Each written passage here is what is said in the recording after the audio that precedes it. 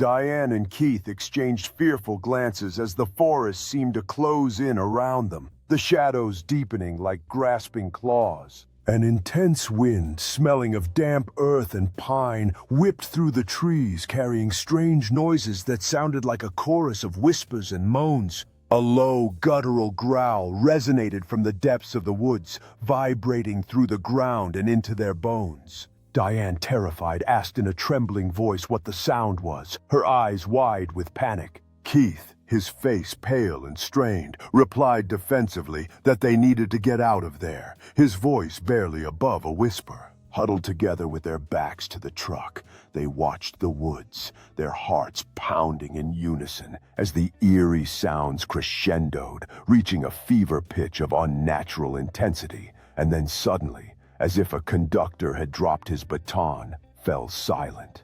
The silence was even more terrifying than the noise, a heavy, suffocating blanket that pressed down on them.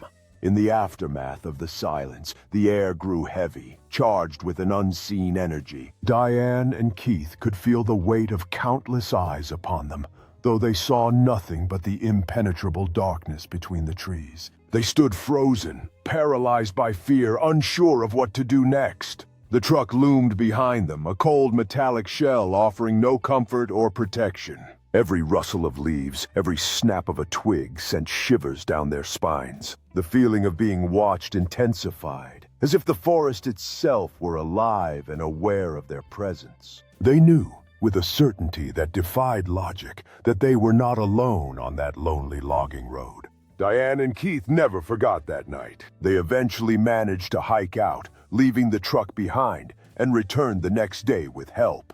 But even with the sun shining brightly and others present, the forest held an unsettling aura. The truck was retrieved, seemingly undamaged, yet it never ran quite the same again.